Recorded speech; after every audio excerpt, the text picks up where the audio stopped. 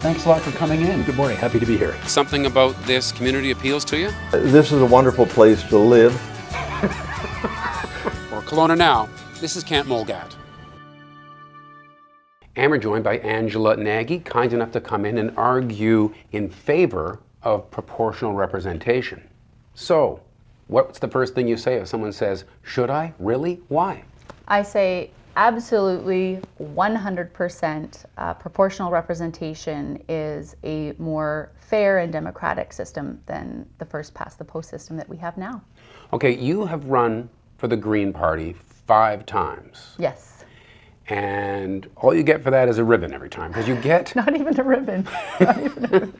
But you always get a decent amount of votes, right? Yeah. A solid, what, 20? The last time I ran 2008 was 14, almost 14. 14%? Yeah.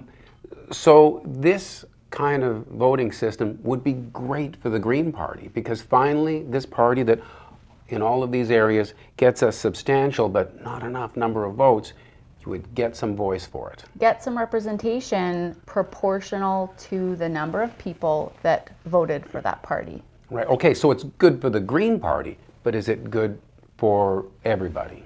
Absolutely. I think, I know in this system that we have now, the first past the post system, you look at Ontario, just as an example of how broken the system is. 41% of voters in Ontario voted for Doug Ford. He got 61% of the seats and 100% of the power. So right now, 59% of voters in Ontario are probably wondering what the heck is going on and why is this guy in charge now? And that is because of the broken system that we have. And not only is he in power, but there are no real checks in place. Right, he has a majority government. So he really, it's like a dictatorship. It's an elected dictatorship if you get a majority, and there is no requirement to collaborate or really even listen to good policy coming from other parties if you just want to push your agenda through. Okay, we've heard some advertisements and things from the other side, and they paint a pretty scary picture of extremists sort of coming to the fore under this system. And that's probably some exaggeration, but you would get people who are currently more on the fringes, more representation. So is that a fair criticism? Well, I think first of all, I've looked at the other party's website, and it seems to be just a lot of fear-mongering and not a lot of, here's why the first past the post system is fair and reasonable. It's just a lot of why the other systems aren't good. It's all negative about yours instead of why we should keep this. Right, which I think first of all is just a sign of how our political system works right now. Instead of talking about why you should vote for me, why should you vote for this system over that system, a lot of what we see now is divisiveness, is politics, is fear-mongering, instead of talking about the benefits of a particular party or a particular choice. So a lot of the fear, they're saying, oh, it's confusing. Well, I would suggest for a lot of people, if you walked up to them and said, how does the first past the post system work? How is it that you can vote, or a community can vote, 60% of voters vote for a variety of parties, but the guys that voted for the one party that got 40% of the votes gets 100% of the power? How does that system work? Now, I think there are a lot of people in our community, in our province, who could answer that question, but I would suggest that more couldn't. Okay, so you brought up the confusing nature of it. Yes. And I do think that's a bit of an Achilles heel for the proportional representation, that is pretty hard to explain. But voters will be given the opportunity, if they have a general understanding of proportional representation, to say yes or no. Correct. And then they can also voice their opinion, whether they voted yes or no, on each of the 3 proportional representation models. Yeah, I think it's actually a very democratic ballot in that way, in that it says, do you support proportional representation? Yes or no. And even if you don't support it, if it does pass, you can say, well, if I am going to have to vote under a PR system, here's the model that I like the most. And then they sort of use a ranked ballot system, which is a proportional representation electoral style, in order to make that choice. So let me try to summarize what they all basically have in common. And that is that if a certain party gets X amount of votes, it might not be the number you would normally get to get elected under the old first past the post model. You get a certain number of votes, a person can be elected, or the party could put forward someone to reflect that percentage, correct? Yeah, I think yes. The simple way of saying it is if a party gets 40% of the votes, they will get 40% of the representation in government, which does not happen now. You might get really zero representation at the end of the day.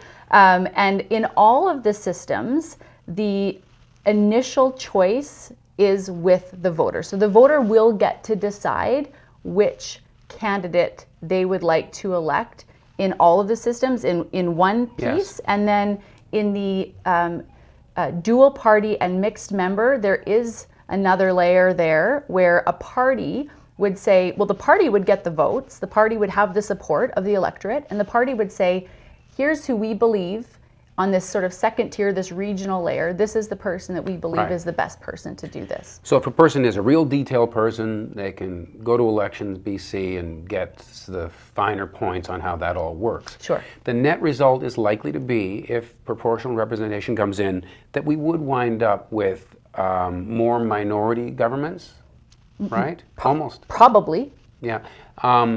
So they can be good. They force people to actually cooperate and find common ground.